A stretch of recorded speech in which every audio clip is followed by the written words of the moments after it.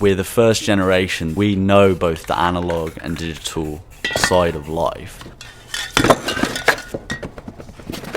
And I think the big challenge of it isn't war or this or that, is to try and be that generation that learns how to integrate technology into their life in a way that doesn't consume them.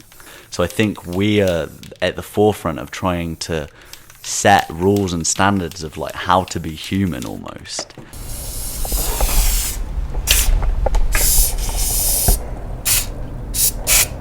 I hope my artwork sort of promotes that in critical thought.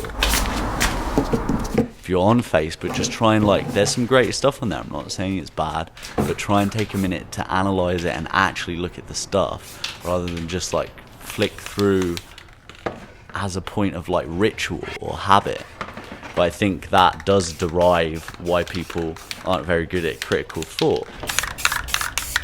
Previously, when we were bored or we had a minute, we would actually try and think and come up creatively with things in our brain. And now we don't ever have that downtime to do that.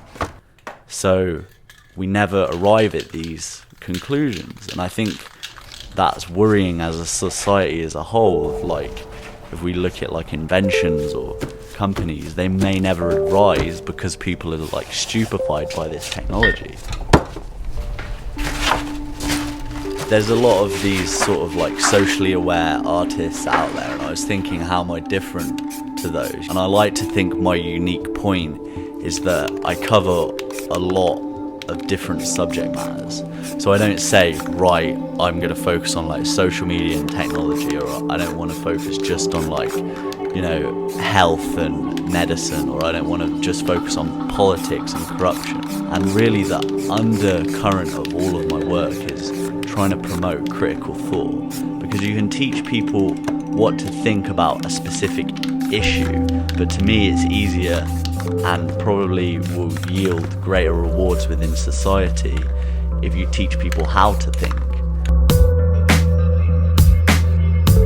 And to me, art is a great segue to that, because it has this inherent ambiguity to it, that it makes you engage your brain and it makes you sort of learn or practice how to critically analyze your environment. So that doesn't stop with a specific issue.